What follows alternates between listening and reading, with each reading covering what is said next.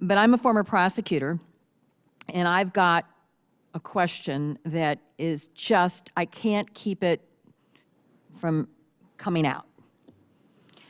Based on the evidence at this point, is there any difference between Sandy Hook and Boston other than the choice of weapon?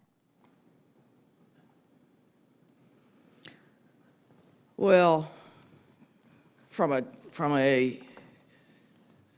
in terms of intent for death and destruction and injury, no. Methodology, yes. And we don't know the motivation behind certainly Boston.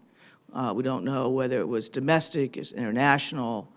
Or if it was identical to the motivation in Sandy Hook. We just don't know the answer to those questions. So I think that it's impossible for me to sit at the table today and say they are identical except in effect and impact.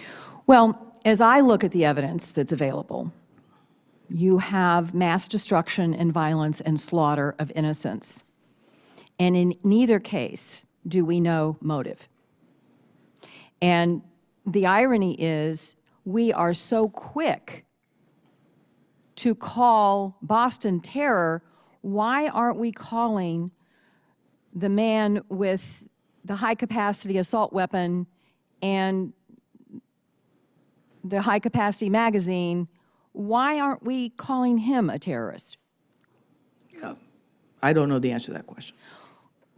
Well, I think it's important that we talk about that in government because, and it may be that we learned the motive of both, and it may be the motive in Sandy Hook was political and the motive in Boston wasn't, or the motive in Boston was political and the motive in Sandy Hook wasn't. It may be they both are suffering from severe mental incapacity that caused them to want to go slaughter a bunch of innocent people.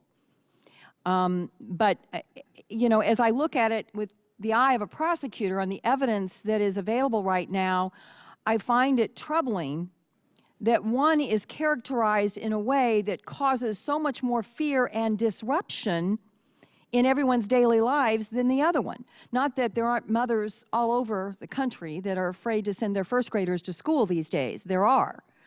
But I would certainly urge you, Secretary, to take a look at this and see if the government has a responsibility as to when and how we characterize an act, a criminal act, an act of terror, when there is not evidence yet to support, I believe, that characterization until we know what the motive is.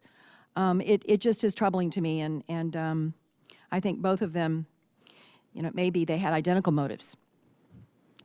One chose a military-style weapon with a high-capacity magazine, and the other one chose to make a homemade bomb.